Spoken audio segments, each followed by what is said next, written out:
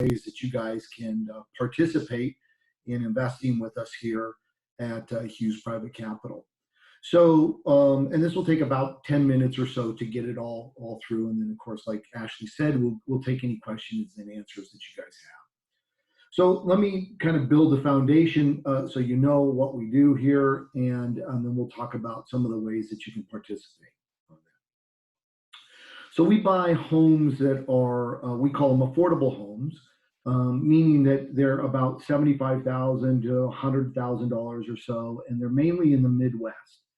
So they're in St. Louis, Birmingham, and Cleveland. Those are the main three cities that we buy in. We're starting to buy now also in Toledo and Akron, Ohio as well with that.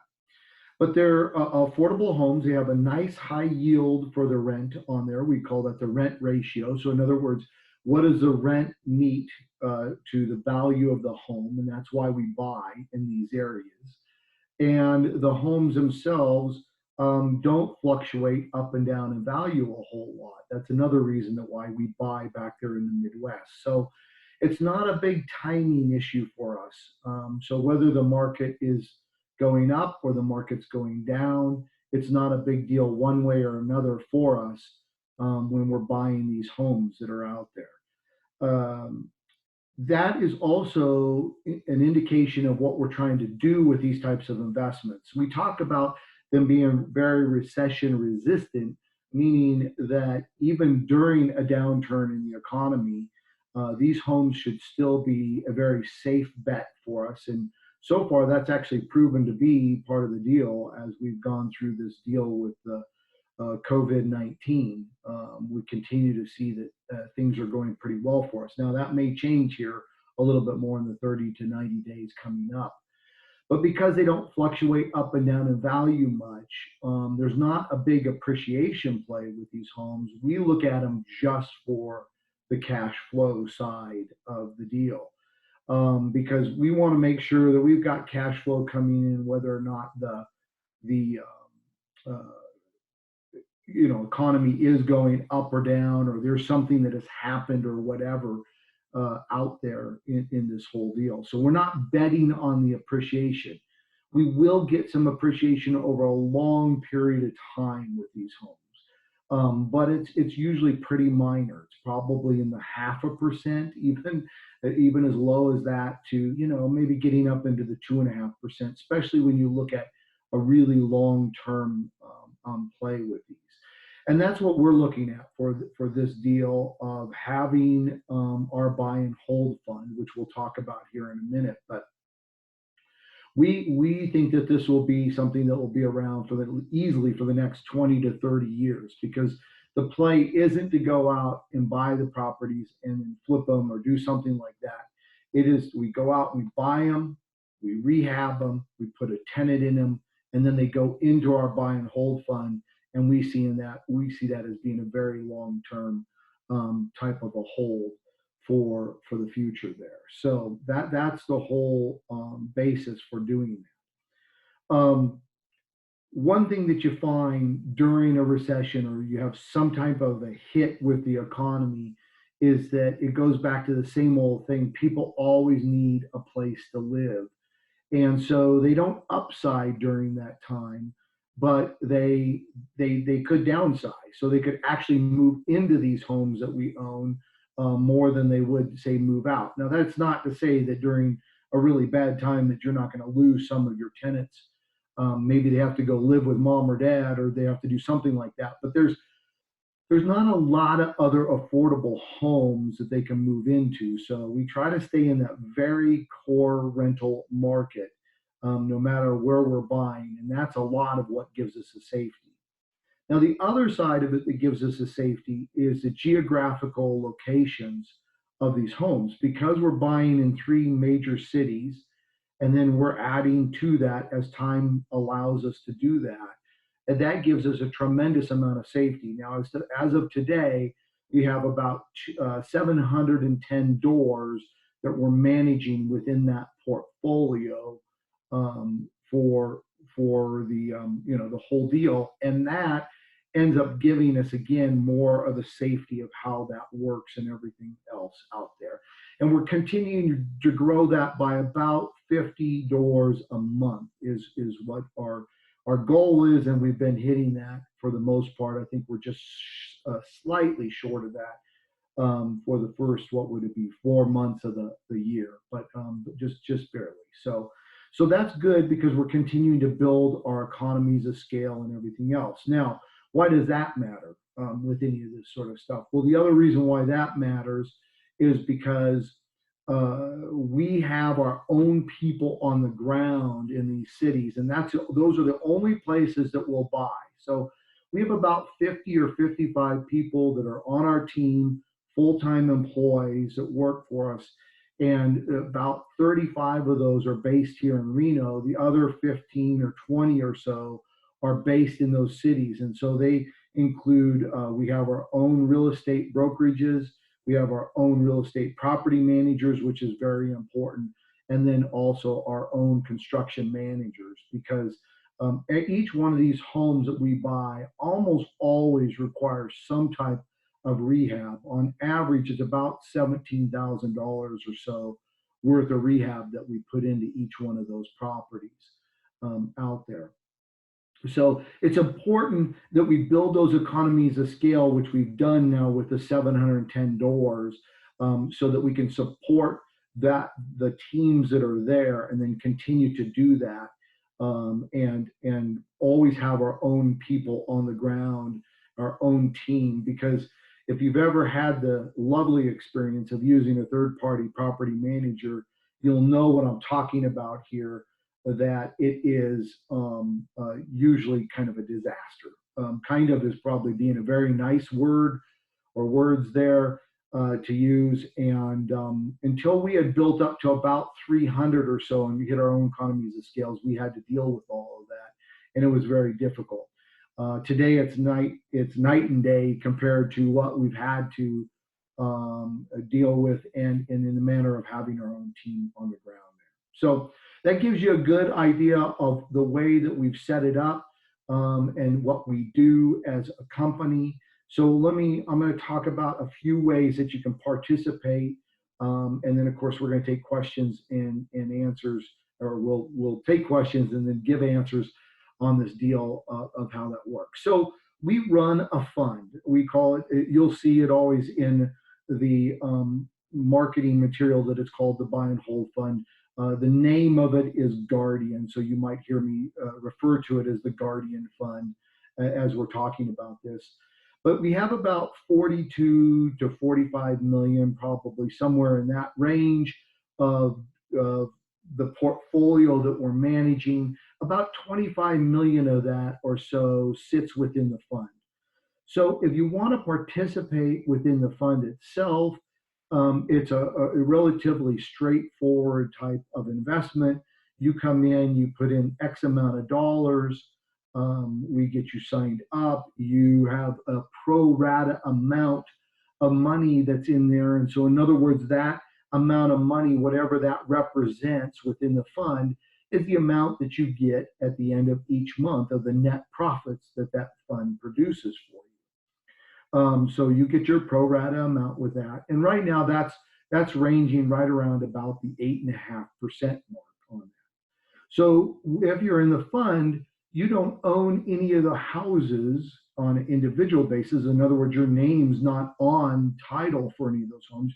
You own your pro rata amount of the entire fund, everything that's in there, all the homes, all the cash, anything and everything that's inside that fund you own that pro rata amount of that of the entire thing on that. At the end of each month, we send you a capital statement showing you what the net profit was. You can take the net profit and you can take it out as a dividend, or you can let it reinvest in the fund so it compounds and continues to make you more money. That's something, by the way, if you're looking for income and you want to turn it on or turn it off, you can do that with us. That's an easy thing to do overall. So, and then on top of that, you're going to receive the depreciation that's part of the fund. And again, your pro rata amount of that would go onto your K1 at the end of the year. when you receive that depreciation, because you get to save on your taxes, that adds about a 1.5% return to that 8.5% return that you had on your net profits for there. So that's one way that you can come in. And by the way, you can do this multiple ways. In other words, what we're going to talk about on the other. The other is what you come in as what we call a secured investor. And as a secured investor, the reason we call you that is because your name goes on the title of the property. So it gives you some additional security for that. So there's really kind of two ways that most people come in and do it that way. The first way is they're going to come through, they're going to use either a self-directed IRA or cash or whatever from that perspective, or they're going to come through as a 1031 exchange. So let's talk about if you come in and how that works from that perspective. You would come in, we would sell you the homes out of the fund, and then what we do is we lease those homes back from you. And we turn around and we pay you a set monthly income. Now, your name is on the title of those homes. So that's, again, why you're a secured investor. Gives you a little bit more security than, say, being in the fund from that perspective. And the only reason it gives you more security is in case something ever did happen, you could always take those homes and you could take them off and you could go rent them, have a third-party property manager handle it for you, or you could even turn around and sell them. Hopefully none of that ever it does happen. But what happens is when we lease those properties back from you and we pay you a set monthly income, is the reason it's a set monthly income is because we take over all of the responsibility for those homes and the performance of those homes. In other words, the performance becomes our problem, not yours on that. And so let me give you just a couple examples on that. Is, say we have to fix a hot water heater on that home that you have your name on the title. We go out, we fix a hot water heater, and we pay for it because it becomes our responsibility to do that. If the home is vacant, it is our problem, not yours. We still pay you that set monthly income that we've agreed upon when we set up the deal there. So your return, if you are a secured investor, having your name on the title, and you do it as an all cash deal, you're going to be somewhere in the 7 to 8% range on that, including your depreciation. Your only expense out of all of that is your owner's insurance. And that is it. That is the only expense that you end up ever having. Again, everything falls back onto us. Now, from our perspective, as far as we're concerned, we're going to take the homes that have your name on the title, which remains that way, and we put it back into the portfolio. And that's the way we manage it. So that way, in case some of your homes are vacant or whatever, it's just one or two of the entire 710 homes that we're managing right now overall as a portfolio. And that's how you can get such a nice, consistent return. And we know that we can pay you those set monthly incomes from leasing those properties back. Now, you do have one other way to go into this whole deal when you're doing it as a secured investor, and that is not to do it all cash, but you can actually finance the properties. So, and this doesn't matter whether you come in, you're just using your own cash, or you're doing a 1031 exchange. The 1031 exchange has got a couple other steps to it, but it works exactly the same way. You could go back out and you could finance. We'd help you to do this. We'd set you up with a mortgage broker. And the ideal way to do this, and it is actually an ideal time to do this because of where the interest rates lie, and get some financing so you could actually buy more homes. What that does is it will move your return to, well, if you do it exactly the right way, we can double the return. So you can move from 7 to 8% to easily 14 to 16%. But again, it depends on each individual situation, how it works. There's only so many mortgages you can get. You can get up to 10 per person that qualifies. So if you have a spouse that qualifies too, you can get up to 20. but it counts your home, your vacation home, any other residential mortgages that you have out there. And obviously, we would take you through this whole process and show you that. We will give you what's called a projected net return sheet, which shows you how the numbers play out if you're doing all cash or if you're doing financing in that deal. So those are the ways that you can come in and participate. One of the things that we've found as the secured investors is a lot of people like to participate and do it through a 1031 exchange. And again, it works almost all the same way. We help you to get a 1031 exchange account set up. And so if you're looking to do that, that's very important, because if you're selling a piece of property and you don't want to pay any taxes on that, any of the capital gains taxes or any of the recapture of the depreciation, you need to set up a 1031 exchange, and that will avoid all those taxes.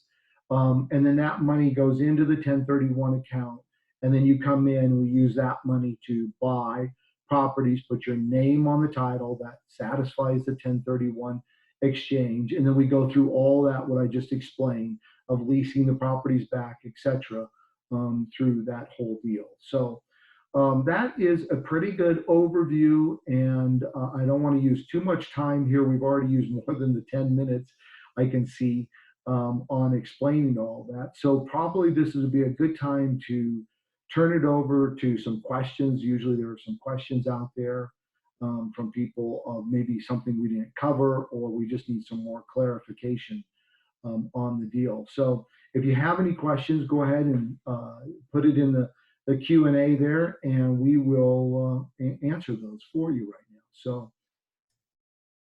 Sure. I just wanted to also let everyone know that you can submit your questions anonymously if you don't want us to use your name. And for anyone who's listening in on their phones, I'm going to read the questions aloud to Greg so you can actually hear what the questions are. And if we don't get to everyone's questions today, we'll let you know how you can get in touch with us at the end of the webinar.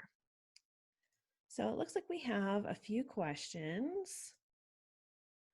All right, here's the first question for you, Greg. It's technically a two-part question. Is it safe to take on debt right now to invest it? And could that debt become a problem during a recession? Yeah, good question on that. I would say that, again, we have such low interest rates today. I don't know that there's probably a better time to do it. Just like any debt at all, it can be a friend or it can be a foe. So I would always be careful about doing that and understand what I'm doing with that. But debt, usually, if you use it smart, in this case, if you used it to buy homes that are basically recession resistant, then you're going to be in pretty good shape. The dumb debt is when you use it to buy things that don't produce you any kind of income, like a boat or an RV or something. It's not that debt is bad for that. It's just that it ends up not being debt that produces you any kind of money. So if anything got tight, then obviously that's not going to help you out at all. In this case, you actually end up being able to take care of all of the debt, and the payments are going to be made through the income on these homes. And because of what you're buying here, again, you're not speculating. We know exactly what we have in these homes. We've gone out, we bought them, we rehabbed them.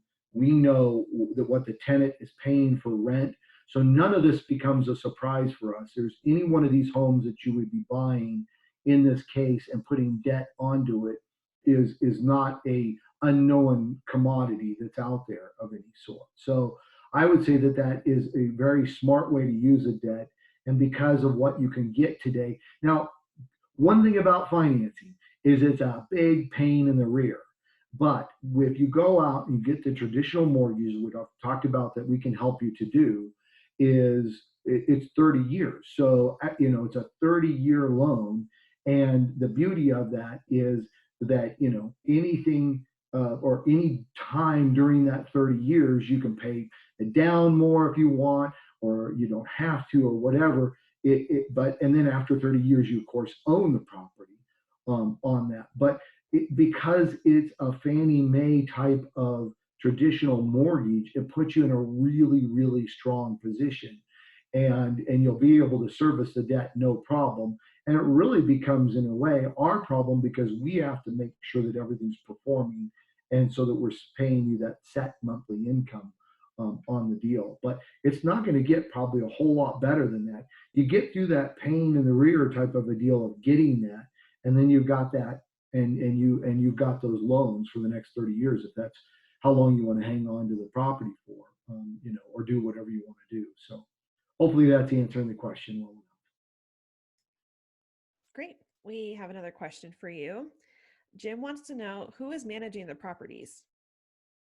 Well, it is us. So the only time that we buy in any one location is as long as we have our own property managers, our own real estate brokerage that's there as well, so that it helps us to acquire the properties, and then our own construction managers, because we've got to make sure that our team is the only one there that's taking care of that. We don't rely on anybody else but our own people and our own team members to take care of that. And that's proved to be very successful for us, and a very important point of how we can manage these properties and do it very well. I think we have time for one more question. So this is more of a technical question, but how does leveraging work? Well, it's the old deal of, in this case, let's say you buy a piece of property, right? You buy a property from us and it pays you 8%. That's all cash, okay? And then you go out and you decide that you're going to, instead of buy one piece of property, you're going to buy two pieces of property, but you're going to do it with the same amount of money. So we know that those properties pay 8%. Well, if you can go out and get your leverage, your financing at, let's just call it 4%. Okay. Now these are all just rough numbers, but these are kind of in the ballpark for this.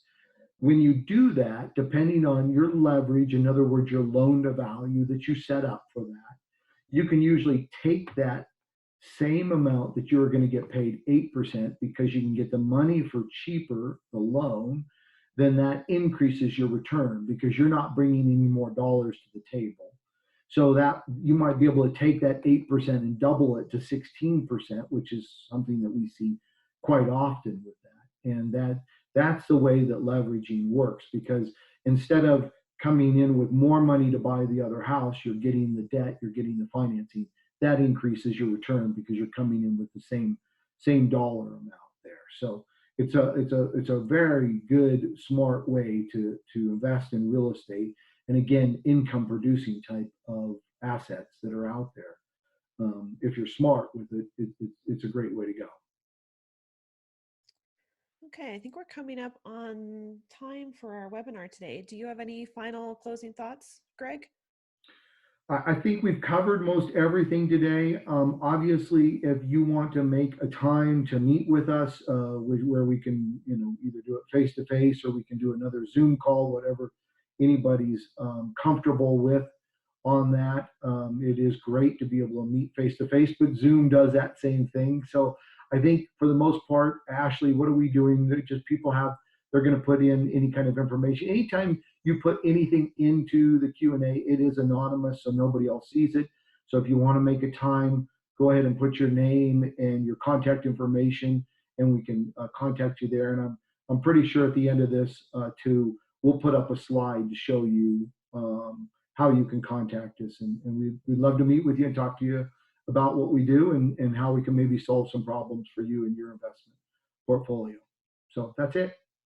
Awesome. Thanks, Greg. And like Greg just mentioned, we will show a screen in just a second with our contact information. And if you would like to submit your contact information just to us, you can use the Q&A tool at the bottom. And that information is only shown to our team.